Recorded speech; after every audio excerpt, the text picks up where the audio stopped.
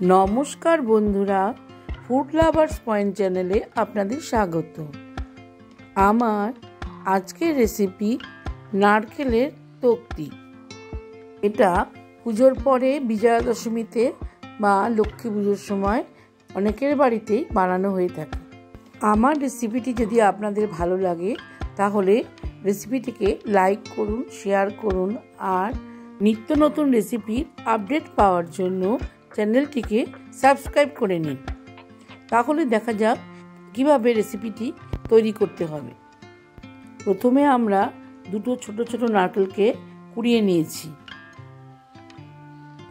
এরপর এগুলোকে মিক্সার গ্রাইন্ডারে নিয়ে পেস্ট করে নেব।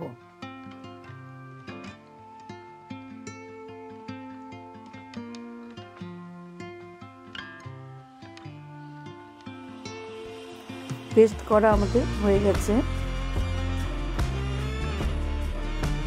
এরপর গ্যাসে কড়াই বসিয়ে নিয়ে এর মধ্যে পেস্টগুলো দিয়ে দেব। কাপের হিসাবে নারকেল ছিল আমাদের 3 কাপ, তাই আমরা এর মধ্যে 1.5 কাপ চিনি দিয়ে দিলাম।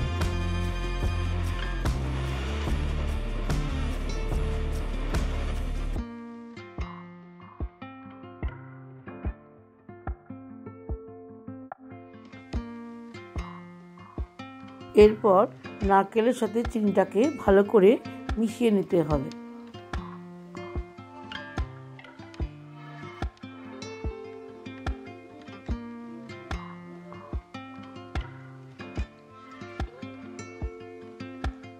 এবার এর মধ্যে দিয়ে দেব 1 কাপ ঘন লিকুইড দুধ।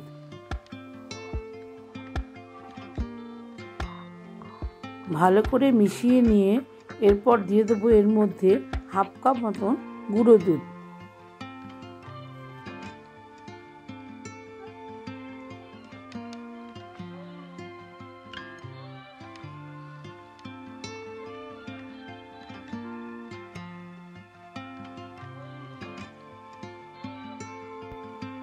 এখন একভাবে নেড়ে যেতে হবে যাতে কড়াইয়ের তলায় লেগে না যায়।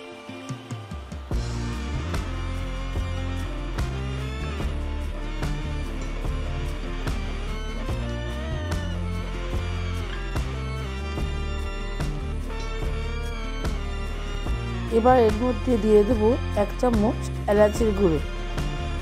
আবার ভালোভাবে মিশিয়ে নিয়ে একভাবেই নেড়ে যেতে হবে, তা না হলে কড়াইয়ের তলায় লেগে গেলে তক্তিগুলো লাল হয়ে যাবে।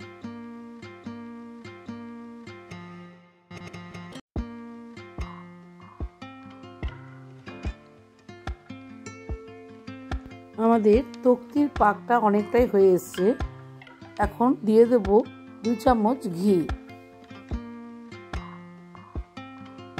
আবার একইভাবে নেড়ে যেতে হবে।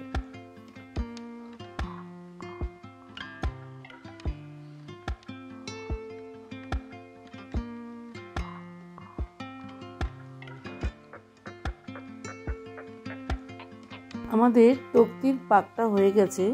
এবার গ্যাসের থেকে নামিয়ে নিয়ে কিছুক্ষণ নাড়তে হবে।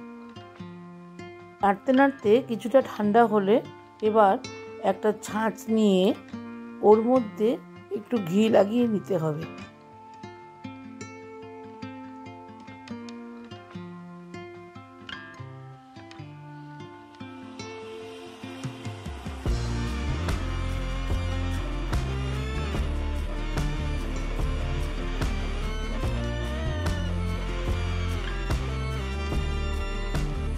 এবার নারকেলের একটা গোল বল করে নিয়ে ওই ছাঁচের মধ্যে দিয়ে শেপের আকারে তৈরি করে নিতে হবে। আপনারা ইচ্ছা করলে ছাঁচ ছাড়াও তৈরি করতে পারবেন, তবে এই ভিডিওতে আমি ছাঁচ দিয়েই করা দেখাচ্ছি। নেক্সট ভিডিওতে দেখাবো কিভাবে ছাঁচ ছাড়াও তৈরি করা যায়।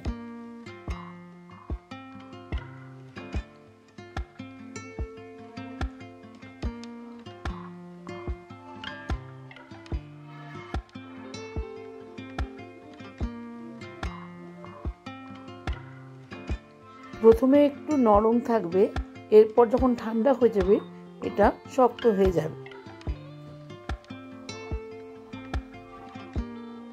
আমার রেসিপিটি যদি আপনাদের ভালো লেগে থাকে তাহলে রেসিপিটিকে লাইক করুন, শেয়ার করুন আর পাশে থাকা বেল আইকনটিকে অবশ্যই প্রেস করে দেবেন। তাহলে নিত্য নতুন রেসিপির আপডেট পাওয়া যাবে। আজকের মতন এখানেই শেষ করছি। আবার কোনো নতুন রেসিপি নিয়ে আপনাদের কাছে হাজির হব। ধন্যবাদ।